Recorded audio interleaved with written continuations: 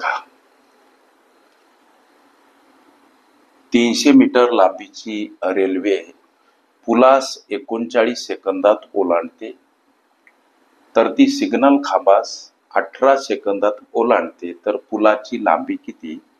प्रश्न सोडवायचा कसा सर? इथं रेल्वेची लांबी दर्शवली लेकरांनो 300 मीटर, आणि ही 300 मीटर लांबीची रेल्वे इथं लक्ष द्या, सिग्नल खांबास 18 सेकंदात ओलांडते. इथं भागीला 18 घ्या, असं केल्यानं होणार काय? त्या रेल्वेचा मीटर प्रति सेकंद वेग आम्हाला गवसणार. याला संक्षिप्त रूप असं की 6×18 6 गुणिला 50 300, म्हणजे 50/3 हा आहे रेल्वेचा वेग.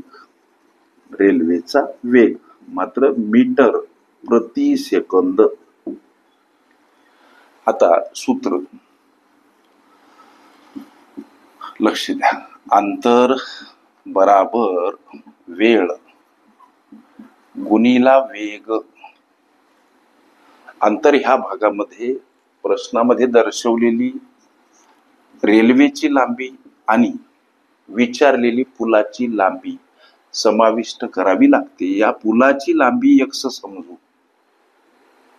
300 मीटर लांबीची रेल्वे पुलास 39 सेकंदात ओलांडते. हा ओलांडण्याचा वेळ 39 सेकंद गुणिला रेल्वेचा मीटर प्रति सेकंद वेग, अर्थात 50/3.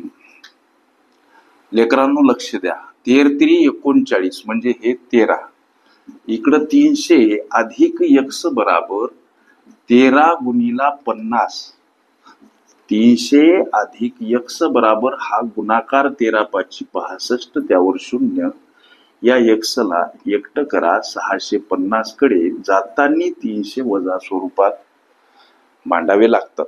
x बराबर काय सर? तर 350 मीटर. x म्हणजे काय? तर पुलाची लांबी काढण्यासाठी गृहीत धरलेलं चलपद.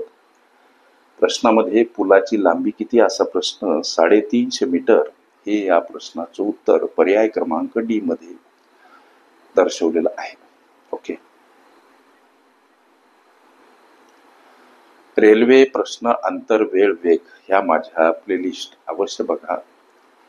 त्यामध्ये विविध स्पर्धकांनी विविध अंकांनी विचारल्या संभाव्य अशा असंख्य प्रश्नांचा सराव तुम्हाला करता येईल.